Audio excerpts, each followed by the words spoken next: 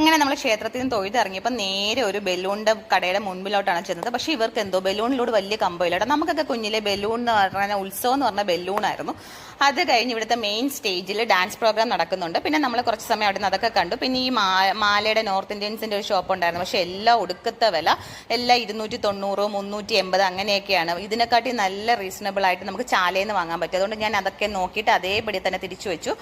പിന്നെ അത് കഴിഞ്ഞ് എനിക്ക് അവിടെ ഒരു അടുത്ത് തന്നെ കൃഷ്ണൻ്റെ ഒരു സ്റ്റോൾ ഉണ്ടായിരുന്നു. അപ്പോൾ ഇത് എനിക്ക് വാങ്ങണമെന്നുണ്ടായിരുന്നു. പക്ഷേ എല്ലാം 380, 390. അപ്പോൾ എനിക്ക് അത് അത്ര കണ്ടിട്ട് നേരിട്ട് അടുത്ത് നിന്ന് കാണുമ്പോൾ അത്ര അങ്ങോട്ട് എറുപ്പില്ല. അങ്ങനെ അത് കഴിഞ്ഞ് ഇവർക്ക് വേണമെന്നും പറഞ്ഞ് വാങ്ങിച്ചതാണിത്. എനിക്ക് തീരെ ഇഷ്ടമല്ല, നല്ല എരിവായിരുന്നു. അവസാനം ഞാൻ തന്നെ കഴിക്കേണ്ടി വന്നു. പിന്നെ ഒരു സർബത്തും കുടിച്ചു. പിന്നെ നമ്മളെ ഉത്സവ സ്ഥലത്ത് വന്നാൽ നമുക്ക് ഐസ്ക്രീം ഇല്ലാതെ ഒരു പരിപാടി ഇല്ലല്ലോ. ഉത്സവം എന്ന് പറഞ്ഞാലേ ഐസ്ക്രീം ആണല്ലോ. പിന്നെ ഒരു ഐസ്ക്രീം, കോൺ ഐസ്ക്രീം വാങ്ങിയിട്ടുണ്ടായിരുന്നു. അത് കഴിഞ്ഞ് പോയപ്പം കണ്ടതാണ് ഈ ഒരു ബാഗിൻ്റെയും ചെരുപ്പിൻ്റെയും സ്റ്റോള്. ഏതെടുത്താലും 200 രൂപയെ. കുട്ടിക്ക് ഈ ബാഗ് വേണമെന്ന് പറഞ്ഞാൽ ഒരേ നിർബന്ധം. പിന്നെ